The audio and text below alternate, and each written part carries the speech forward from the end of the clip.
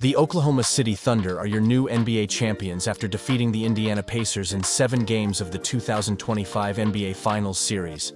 And in this video, we are about to see how the series went down. Both teams showed up ready for the final series that began in OKC. Gilgeous-Alexander once again showed why he is this year's MVP. He led the Thunder to a 15-point lead with 9:42 left in the game and scored a total of 38 points. SGA on the spin, gets in the paint, left-handed off the glass. However, SGA missed this jump shot late in the game and gave the Pacers a chance. Then, Tyrese Halliburton took the ball and delivered another epic playoff moment to win the game for Indiana. Halliburton looking, Halliburton driving, pulls off, jump shot, pulling up, and hitting! It's good! It's good! With 3/10 of a second remaining! Going into Game 2, the Thunder already had their back against the wall, but they had every reason to be confident since they were 17-2 coming off a loss for the season. OKC started the game strong, building a 23-point lead in the second quarter. The Pacers tried to get back into the game, but this time they fell short. Gilgeous-Alexander dropped 34 points, and Alex Caruso added 20 off the bench.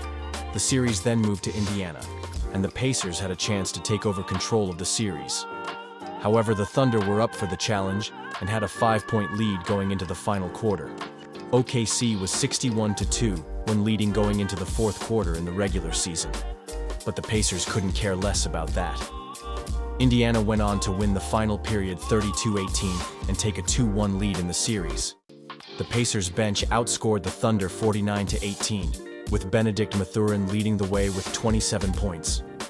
Indiana had a huge opportunity to come only one step away from winning the championship. Winning Game 4 at home would put them 3-1 up, and 37 of 38 teams in such situations had won the championship. The Pacers had a decent lead in the second half, but then SGA took over. Front near midcourt to Shea, swooping right on Nembhard, down the lane with a step. Gilgeous-Alexander gets inside, layup is good. He scored 15 of his 35 points in the final 4.5 minutes of the game, and with this shot gave the Thunder their first lead in the second half. The Pacers could not respond, and the series was tied at 2 games apiece. The series was back in OKC for Game 5.